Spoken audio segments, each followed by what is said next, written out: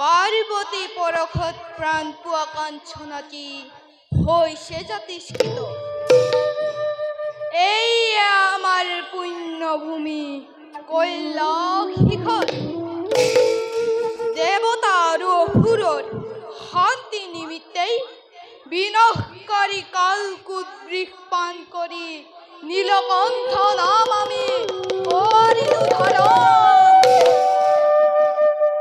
মায়া মোহৰ পৰিধি ভাঙি সৃষ্টিৰ ভাৰসাম্যতা ৰক্ষাৰ স্বাৰ্থত যেবে হয় প্ৰয়োজন শিৱৰ সংঘৰ মূৰ্তি আমি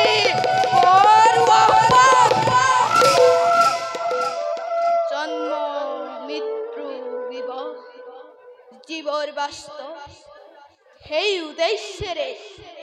উদ্দেশ্যেৰে প্ৰভু বিষ্ণুৰ আজ্ঞা মানি যাব লাগে আমি মৰ্ত্যলোকলৈ। তেওঁৰে মানৱী অৱতাৰ শ্ৰী ৰামচন্দ্ৰক বৈকুণ্ঠলৈ অনাৰ সময় হৈছে সমাগত। যাওঁ ইয়াৰ এক সুপৰিকল্পনা কৰি